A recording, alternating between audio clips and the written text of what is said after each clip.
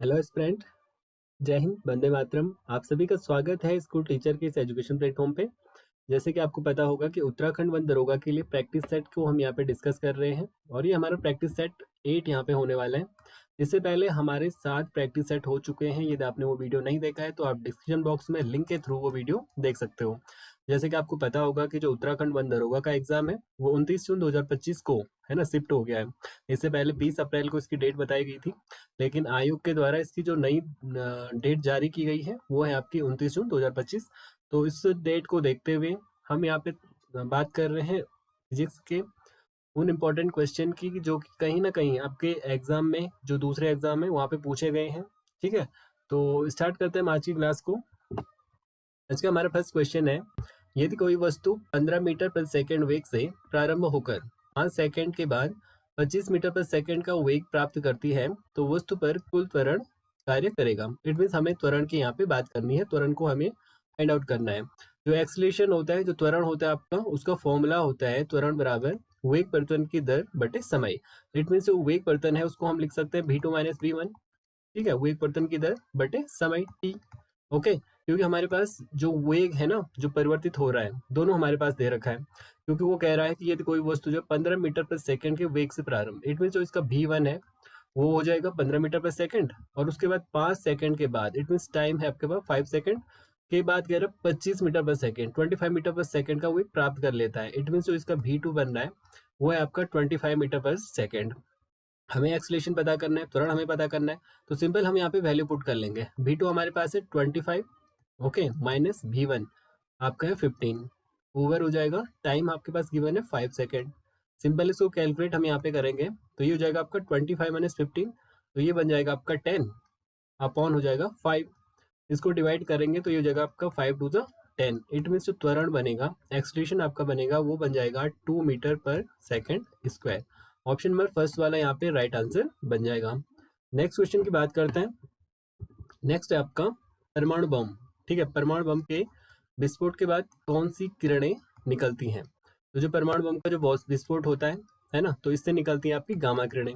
Option number third वाला यहाँ पे राइट आंसर बन जाएगा। नेक्स्ट क्वेश्चन की बात करते हैं। नेक्स्ट है आपका, जब किन्हीं दो पिंडों का द्रव्यमान जो मास है वो आधा कर दिया जाए। लेट अस सपोज आपके पास कोई ऑब्जेक्ट है जिसका मास m है। ठीक है, तो उसका कह रहा है जो मास है वो आधा कर दिया जाए। इट मीन्स ये हो जाएगा m/2। ठीक है, हमने लेट अस सपोज किया यहाँ पे कोई m मास वाला कोई ऑब्जेक्ट है, ये तो उसके मास को हाफ करेंगे तो ये m/2 हो जाएगा। ठीक है, अगेन क्वेश्चन को रिपीट करते हैं। जब किन्हीं दो पिंडों का द्रव्यमान आधा कर दिया जाए तो उस पर लगने वाला गुरुत्वाकर्षण का मान होगा। हमें पता है जो गुरुत्वाकर्षण बल होता है F इक्वल टू वो होता है आपका G m1 m2 upon r square.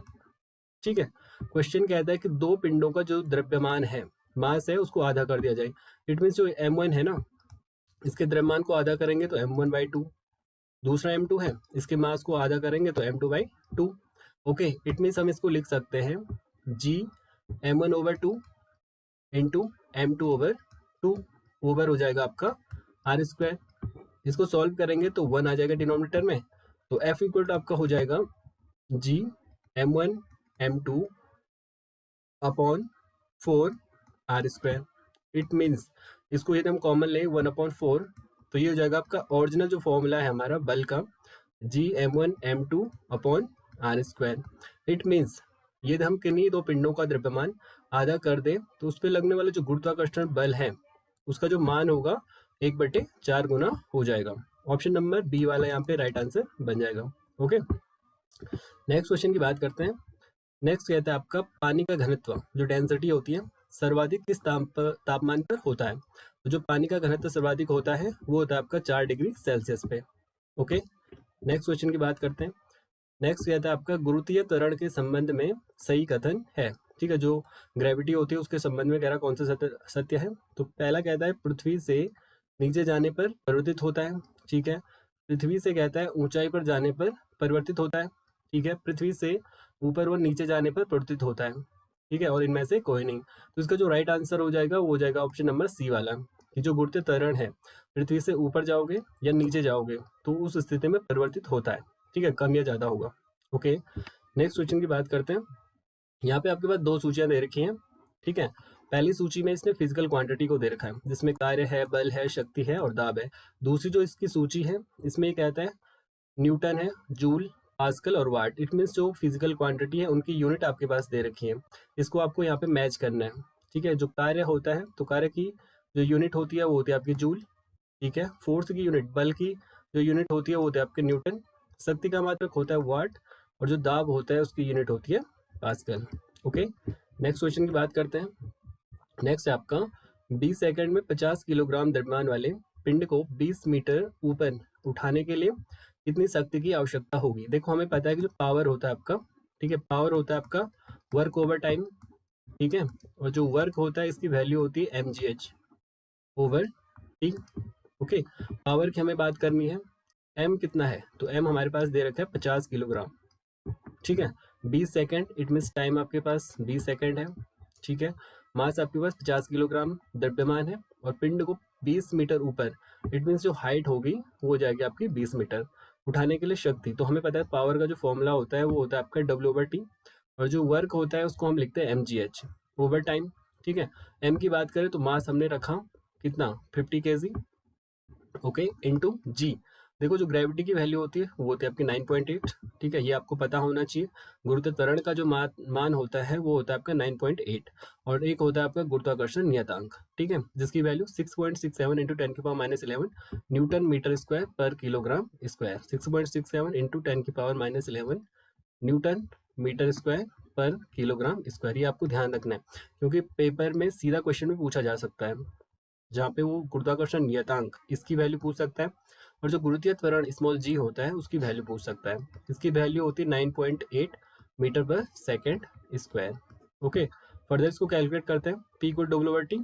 ठीक है, और हमने M की वैल्यू रखी 50 kg और G रखा 9.8 इंटू आपकी जो हाइट है वो है 20 ओवर जो T आपके पास गिवन है 20 सेकेंड, इट मीन्स ओवर 20 आ जाएगा।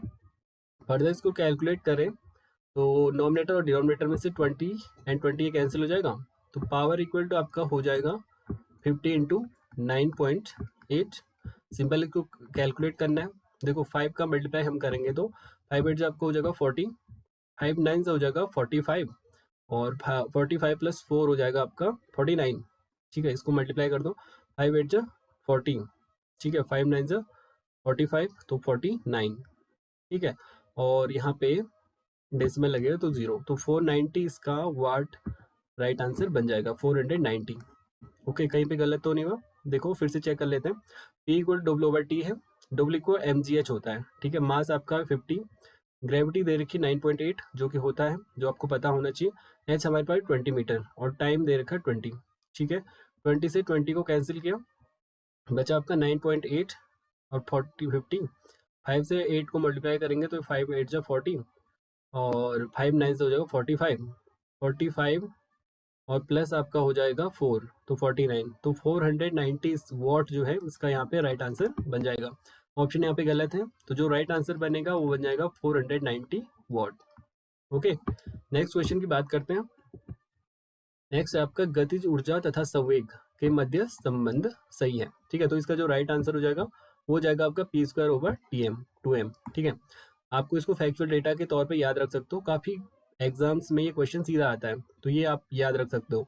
बात करें कि ये फॉर्मूला आपका कैसे ड्राइव होता है, तो हमें पता है जो गतिज ऊर्जा, दो चीजें दे रखी है ना, काइनेटिक एनर्जी और सेकंड हमारे पास मोमेंटम दे रखा है। तो हमें पता है जो काइनेटिक एनर्जी का फॉर्मूला होता है वो होता है आपका 1/2 mv²। Let us suppose this is equation 1 and second हमें पता है जो मोमेंटम होता है वो होता है आपका P equal to m into v।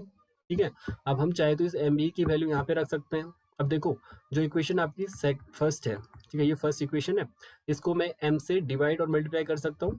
तो मैंने लिखा इक्वेशन फर्स्ट जो है आपकी, इसको हम जो m/m से है ना इसे मल्टीप्लाई कर रहे हैं। m/m मीन्स नोमिनेटर में भी m से होगा और डिनोमिनेटर में भी m से होगा।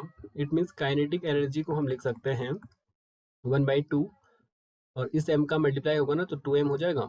ठीक है, और ऊपर भी मल्टीप्लाई होगा m का, तो इस m से होगा तो m² आएगा, इंटू v² है तो v² हो जाएगा। ठीक है, इक्वल टू 1/2m। देखो जो m² v² है तो मैं इसको mv का स्क्वायर लिख सकता हूँ। ठीक है, फर्दर यहाँ पे कैलकुलेट करते हैं 1/2m, जो m भी है ये p की वैल्यू है ना, इट मीन्स ये p है और स्क्वायर है तो p स्क्वायर। ओवरऑल यदि हम देखें तो ये होगा आपका p square over 2m। It means option number first वाला राइट आंसर। ठीक है, नेक्स्ट क्वेश्चन की बात करते हैं।